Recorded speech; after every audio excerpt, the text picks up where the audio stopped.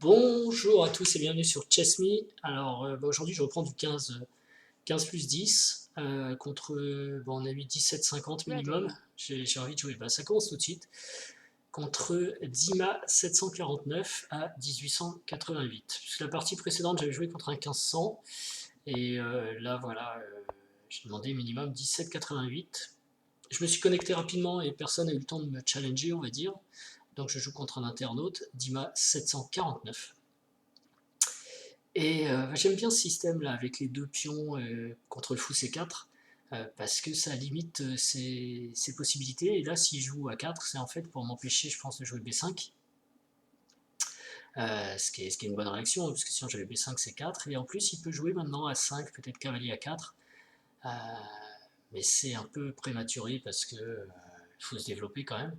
Néanmoins, il faut que j'ai en tête cette possibilité. Alors, moi, ce que je veux faire, c'est cavalier F6.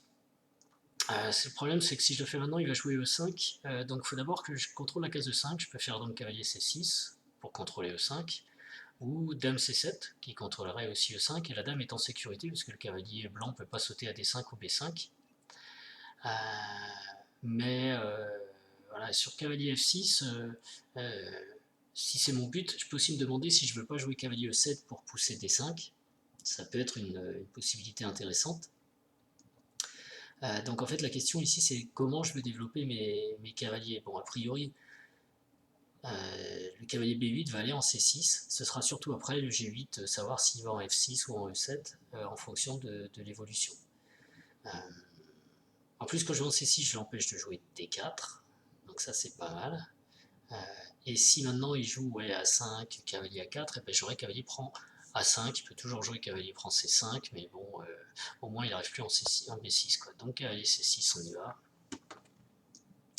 Il peut jouer cavalier F3, c'est la réponse logique pour contrôler le 5, je jouerai dame E7.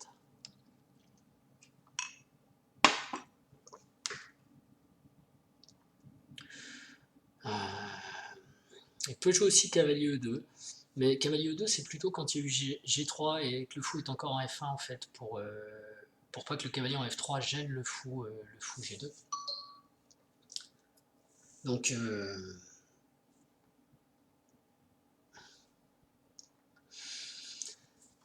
voilà, ici c'est plutôt cavalier F3 je pense.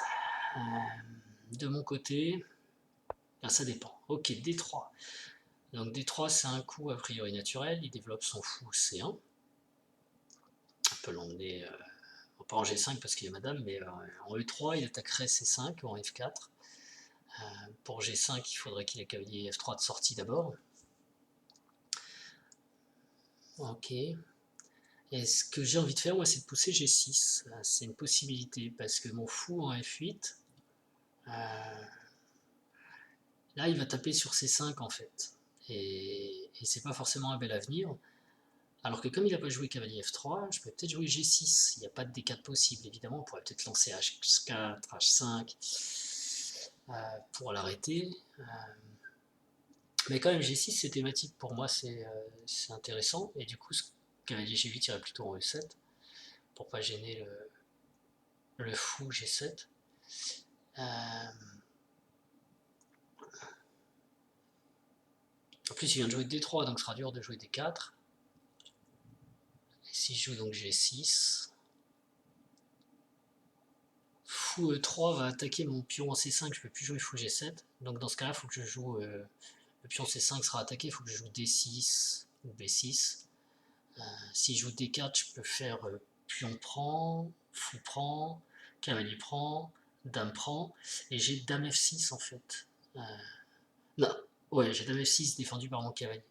Et soit on échange les dames, et je suis content, soit il joue dame E3 et je fais fou G7 ou un truc comme ça. Donc c'est pas mal ça.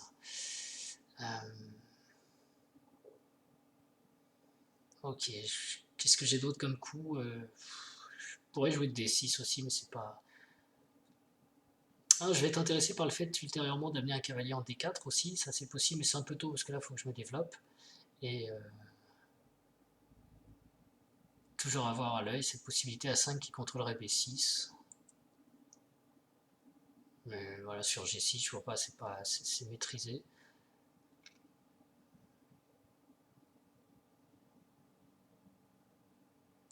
Ok, on va aller pour jeu. J'ai pas regardé si cavalier F3 aussi sur G6, peut-être pour jouer fou G5. Cavalier F3, enfin G6, cavalier F3, fou G7, fou G5, j'ai cavalier E7, ça va. Ou même dame C7. Ok, donc là, si je joue fou G7, je suis content. Il va jouer fou E3, donc il attaque, je peux jouer D6. Si je joue D4,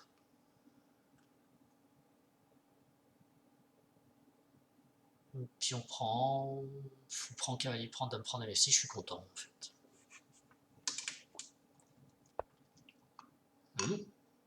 D'accord. Alors j'ai aussi la possibilité de jouer B6. B6, je peux peut-être être attaqué par... si je joue fou G7, je perds le pion, et la menace D4.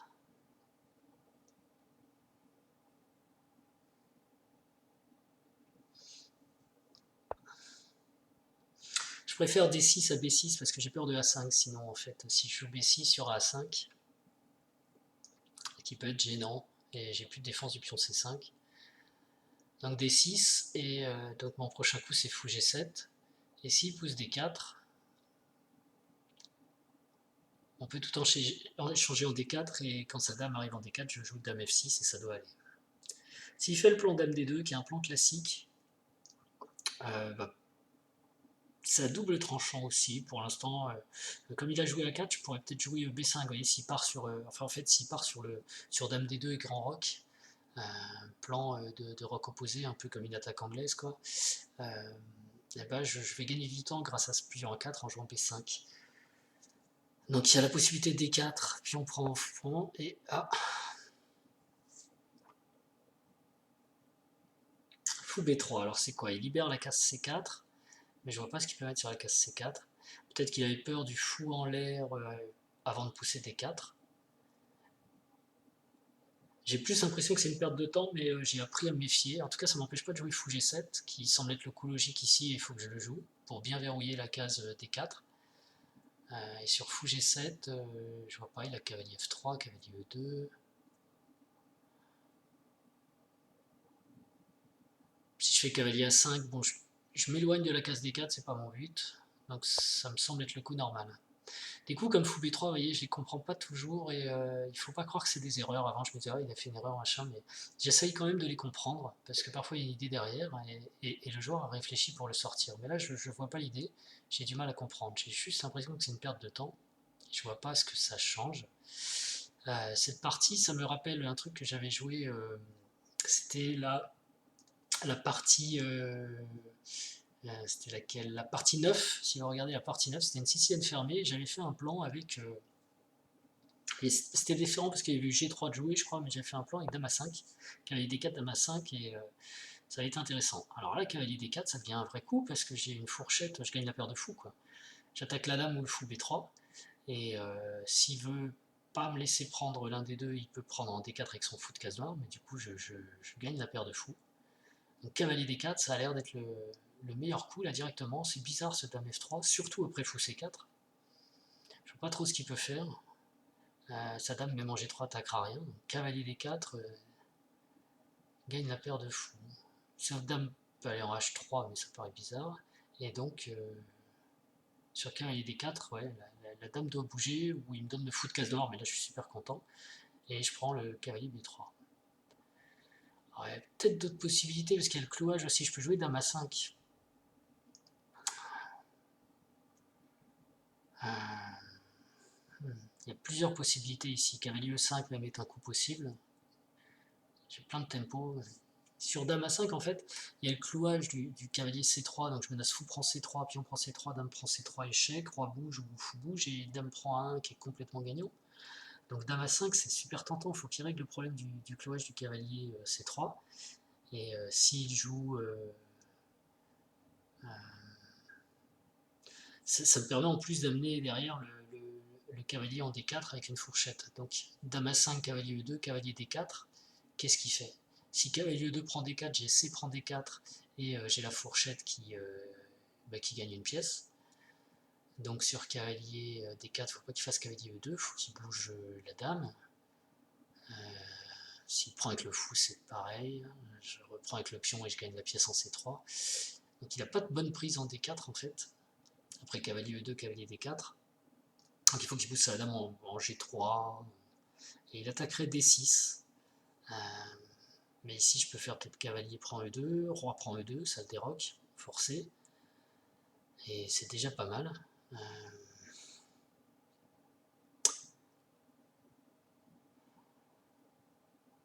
Derrière j'ai fou prend C3, mais prend C3, dame prend C3.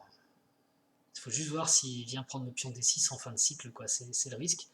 Mais tout ça, c'est pas forcé. J'ai peut-être des coups intermédiaires, je peux peut-être jouer du E5, je peux peut-être faire des choses pour éviter un moment qu'il prenne le pion D6, quoi. Donc dame A5, ça me tente bien. S'il va par cavalier H3 et cavalier G5, c'est peut-être ce qu'il a prévu. C'est pour attaquer en F7. C'est peut-être ça l'idée du coup dame F3, mais ça paraît bizarre parce que son cavalier G1 est retardé. Et bah, sur dame A5, comme il est presque, il va être tenté de jouer cavalier E2. Du coup, il n'y a plus le plan cavalier H3, cavalier G5, quoi. Donc c'est aussi un truc... je pense que cavalier D4 c'est le coup le plus direct, mais dame A5. Force cavalier E2 et gagne la paire de fous, et peut-être même plus, quoi. Dame A5, donc c'est aussi le plan que j'avais dans la partie, j'ai dit laquelle, là, numéro 9. Ok. Bon, c'est un choix, il faut commencer par le flouage, vous mettre tout de suite le cavalier en D4. Je pense que le plus optimiste c'est dame A5, mais c'est pas forcément le meilleur, mais enfin c'est pas mauvais non plus, hein. Tout de suite je menace fou prend C3, et il faut déjà qu'il part cette menace. Alors il a aussi fou D2, j'avais pas forcément pensé à fou D2, qui est pas mauvais, parce qu'il aura une découverte. Je vais peut-être jouer cavalier D4 quand même, mais ça peut être une... Ah, donc là cavalier E2 par contre il y a gros problème, parce que maintenant comment il fait contre cavalier D4? Aucune prise de marche, donc il faut qu'il bouge sa dame. Et après, je fais cavalier prend E2, roi prend E2, fou prend C3, B prend C3, dame prend C3. Et encore, fou prend C3, je sais pas, je verrai, parce que c'est pas... je peux avoir besoin de garder les cases noires, quoi. Je peux aussi mettre un fou E5 par exemple intermédiaire pour défendre D6 sur dame G3. Il m'a l'air vraiment bien pour les noirs.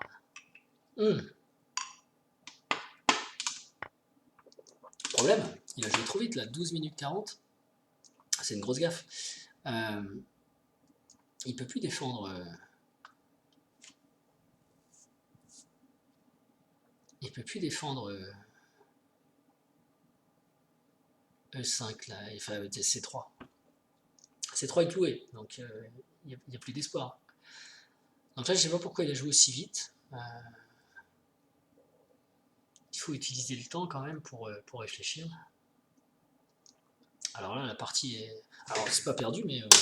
ouais ok, il se décloue. Donc moi je ramasse la pièce, hein, j'ai pas grand chose d'autre à faire. Après la question c'est est-ce que je reprends encore en C3? C'est tentant parce que je gagne un pion, mais je donne le fou de case noire si je fais ça. Après cavalier prend, dame prend. Alors c'est intéressant quand même parce que si fou prend, cavalier prend, dame prend, il n'a pas de D4. Parce que s'il joue D4 pour enfermer madame, en quelque sorte l'empêcher de revenir, en fait je peux prendre en F3 et on échange les dames et je suis super content. Et si fou prend C3 tour B1, j'ai le temps de revenir en G7. C'est important que le fou se replace en G7. Donc, je pense que je peux vraiment prendre ce pion. Et si fou prend C3 D4, a priori la tour est en prise en 1. Donc ouais, faut que je prenne mon fou de pion, fou de case noire et ce qui est intéressant c'est que sur D4 je peux reculer le fou ou non, comme je disais, ouais, je prends la tour en fait. Et donc ce fou a le temps de se sauver, et sinon on l'échange, et c'est pareil, il n'y a pas la ressource D4, madame peut aussi revenir en F6 pour protéger les cases noires de mon roc. Je ferai cavalier E7 et petit roc. Donc ça va.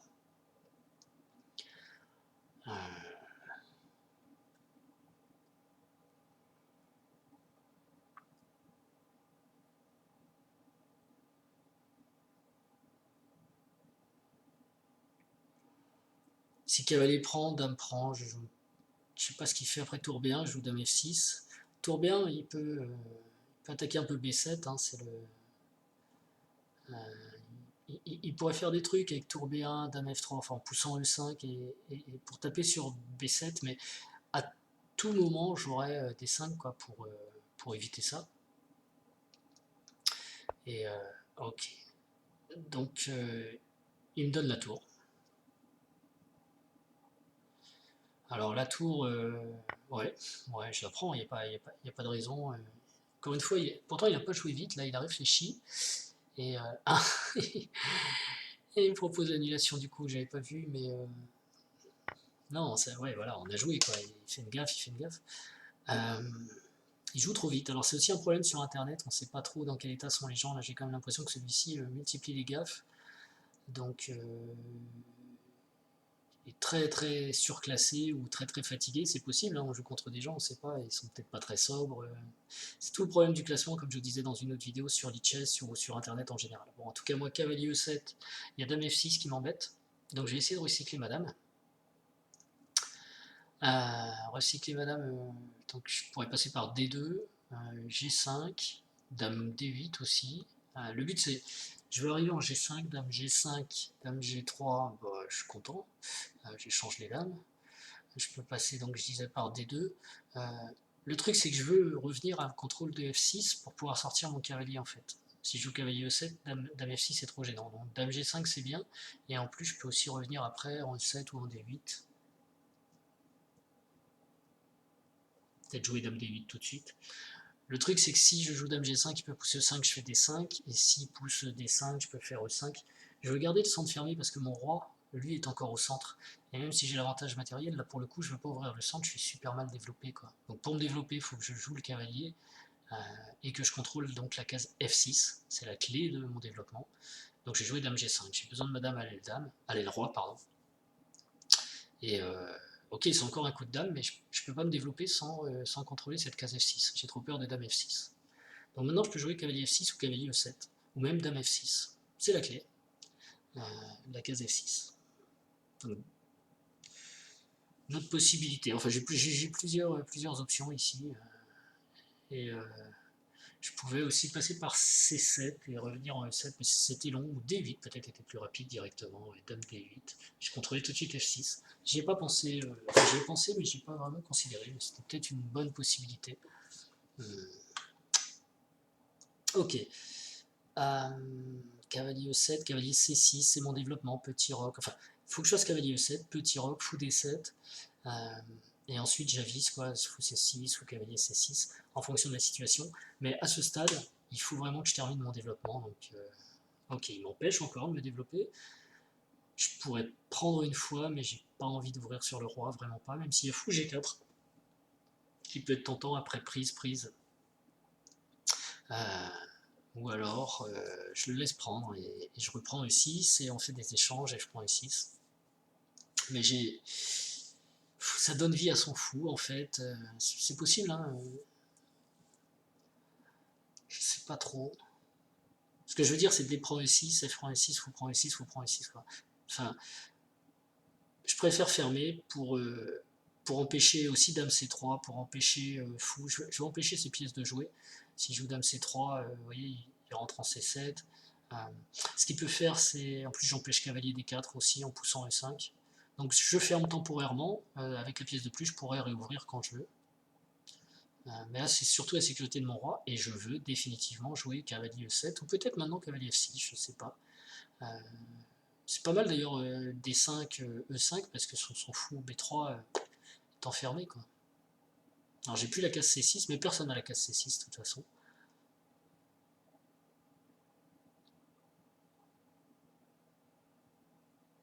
Maintenant j'ai fou G4 aussi qui peut arriver.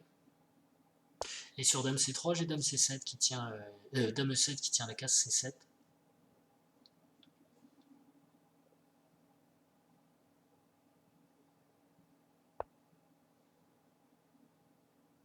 Donc du coup, ce sera cavalier F6 et petit roc. C'est toujours pas de développement. Hein. Bon, lui aussi il bouge la dame, mais il est développé.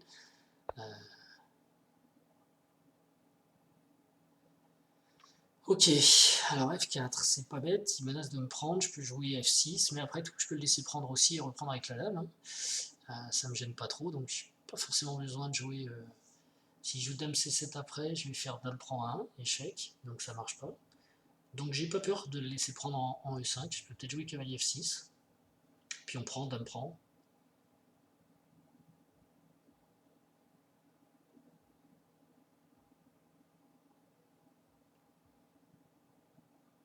Il y aurait cavalier D4, ok, belle case pour son cavalier, mais en même temps il va nulle part, puisque F5, E6, C6, B5, ils sont contrôlés. Et en plus je taperai sur E4 qui sera attaqué, donc allons-y. Je peux enfin me développer un peu. Puis on prend, dame prend. Dame C7 n'est pas possible à cause de la tour A en l'air, c'est important ça. Ce qui est marrant, c'est qu'il a rien fait pour jouer contre B7, qui était peut-être ce qui me posait le plus de problèmes. Il aurait pu jouer du, je sais pas, A5, fou A4, tour B1.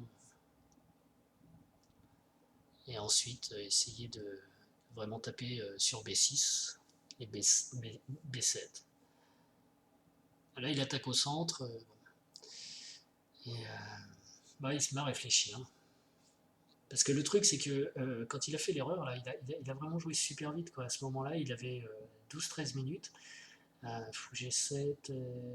Là, ici, voilà, il y a le clouage. Il joue cavalier E2.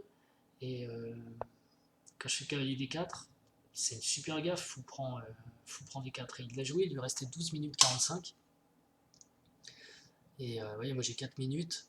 Il faut quand même réfléchir. Bon, il prend. C'est un défaut récurrent de jouer un peu trop vite. Nombreux sont les grands maîtres qui nous disent qu'il faut réfléchir. Et effectivement, on le voit, dès qu'on se met à réfléchir, l'adversaire joue vite, mais il joue des mauvais coups, quoi, donc ça sert à rien. Ok, je peux prendre, et la dame en quelque sorte est clouée, et ça force presque l'échange des dames. Ou alors il faudrait qu'il joue cavalier D4, mais cavalier D4, j'y crois pas, c'est un coup qui va nul. Ouais. Le truc, c'est que son cavalier rentre nulle part. C'est une fausse belle case en fait. Parce que je contrôle toutes les cases noires et je peux maintenant prendre 4. Alors est-ce que j'ai envie de prendre 4? Je vous avouerai que pas tellement. Parce que j'ai l'alignement roi-dame et je veux pas voir sa tour arriver en face. En plus, la tour elle serait défendue par sa dame C3. Donc chez l'avantage matériel, j'ai pas de raison de prendre ce pion E4 tout de suite. Avec la dame c'est suicidaire et avec le cavalier ça va être compliqué aussi. Je peux aller faire du cavalier G4 par contre pour attaquer H2. Et après H3, je revienne. Je pense que le petit roc c'est le plus logique.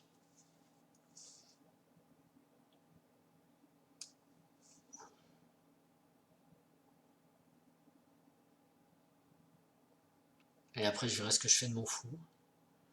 Cavalier prend E4, il y a tour E1 aussi qui peut clouer, donc c'est pas clair, je prends la dame, il prend ma dame. Ok, peut-être je gagne une pièce là, mais il prend pas ma dame, il va reculer sa dame. Le petit roc, la sécurité, j'ai aucune raison de m'embrouiller en fait. Le pion E4 me gêne pas trop. Ça enlève même une colonne à sa tour. Et on verra plus tard quoi. En plus, il y a une belle case en C5. Peut-être j'aimerais amener mon cavalier. Alors maintenant son cavalier est cloué et je peux prendre par contre en E4 avec la dame parce que il y aurait échange de dame proposé, donc c'est plus du tout la même là. Bon, échange de dame ça me va bien. Donc s'il me prend, cavalier prend évidemment, et sinon je vais peut-être enfin pouvoir sortir ma dernière pièce et lier les tours. Voilà, en plus il n'a pas dame D2, ok. Donc il veut jouer tour E1. Je pourrais prendre aussi en D5, mais tour E1 c'est embêtant. Tour E8, ça lui empêche en fait de jouer tour E1, et je m'octroie la colonne à tout jamais. S'il essaye de pénétrer avec sa dame, dame H6 ou dame G5, je vais pouvoir prendre son cavalier en D4 et sa tour A1 est en l'air derrière. Donc tout me va bien, en plus ça défend mon cavalier, donc je vais jouer ça. Sachant que je ne suis pas pressé de prendre en E4.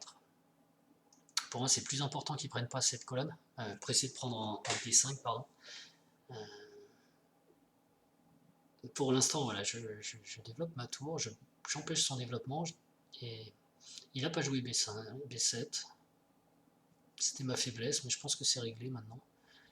J'ai du cavalier D7, cavalier C5. Son cavalier D4, comme je disais, il va nulle part parce que toutes les cases sont concentrées. Et s'ils veulent défendre avec C3 ou jouer cavalier F3 qui menacerait tour E1, quand même, il faut faire attention. J'aurais peut-être du dame E3 échec, du fou G4, ça peut être intéressant. Mais sur tour E1, la dame a plus beaucoup de cases en fait. Cavalier F3, fou G4, tour E1. Je me demande bien où je mets ma dame. Il reste F5, là c'est juste.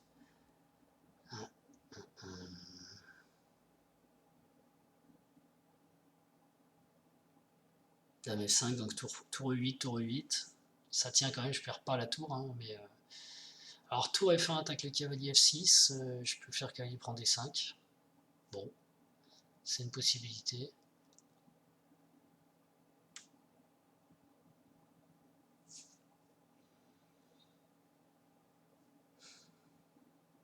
Et ouais, ce qui est bien pour moi, c'est vraiment son cavalier, il va nulle part, il gêne même sa dame quelque part. Est-ce que je veux prendre le pion D5? C'est pas sûr, parce que ce pion D5, si on regarde bien, en fait, il bloque le fou B3, qui tape sur ses propres pions. Donc à la limite, pour prendre un pion de plus, alors que j'ai déjà largement l'avantage matériel, je vais libérer une de ces pièces qui potentiellement sera forte. Le pion D5 offre aucun appui valable, parce que E6 et C6 sont contrôlés par mes pions.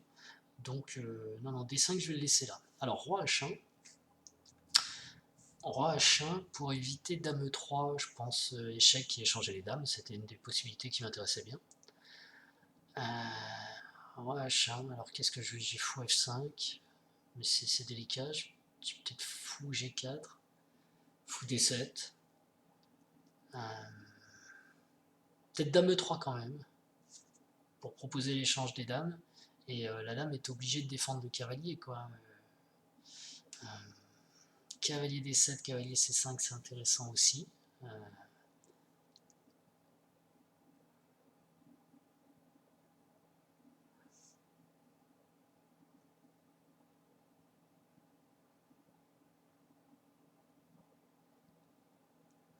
Sur fou G4, il y a H3, fou F5, c'est pas super clair. Le truc, c'est comme il peut plus jouer tour E1, si je viens ici, je force l'échange des dames. Ou alors, il faut qu'il recule sa dame en B4. Parce que sa dame doit défendre à la fois la case E1. C'est bien ça. Et à la fois, parce qu'il y a un mat en fait sur la première rangée. Donc si on regarde un petit peu, pour être sûr, dame E3, dame B4 à 5. Si la dame vient en C4, j'ai dame E1 échec, tour prend E1 et tour mat. Enfin, tour mat, dame F1 et tour prend F1. Donc attention là, s'il vient en B4, c'est A5.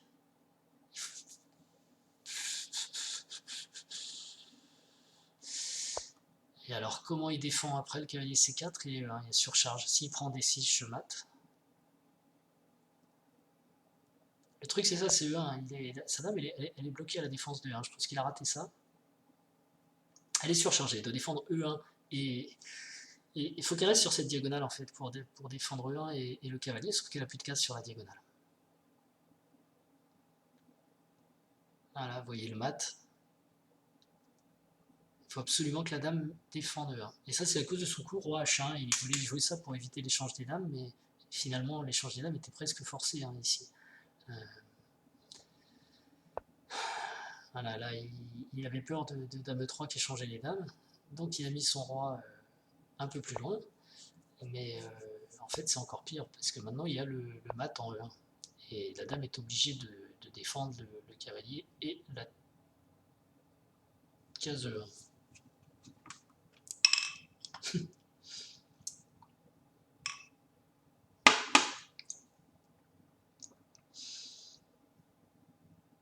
Alors, je vois très bien comment il peut parer cette double menace. Sa dame est attaquée, en tout cas, il faut qu'il la joue. Ou qu'il attaque madame. Ok, il attaque madame, mais... Alors là, j'ai plusieurs possibilités. Parce que si je fais A prend B4, cavalier prend E3, tour prend E3, j'ai gagné une pièce encore. Je peux aussi faire fou prend... ça gagne une pièce. Je peux aussi faire fou prend F5, qui gagne la pièce et me développe. Bon, il n'y a pas de raison. Et il garde son problème parce qu'il faut toujours que sa dame défende 1. Donc je pense qu'on va au développement.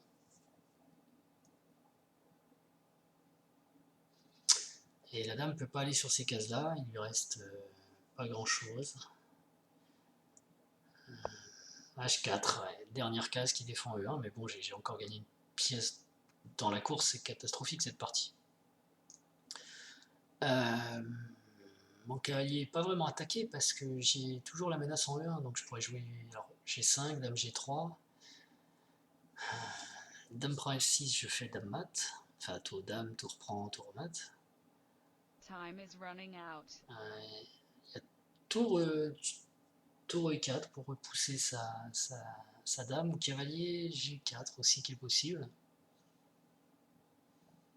Cavalier G4 avec la menace cavalier F2, mais le truc c'est qu'il y a H3, cavalier F2 échec, roi H2, et quoi? Alors que tour E4, ouais. Tour E4, faut que la dame, j'essaie de la chasser quoi, et même si elle va en G3, bon, on fera des échanges. Et bon là il y a toujours le mat.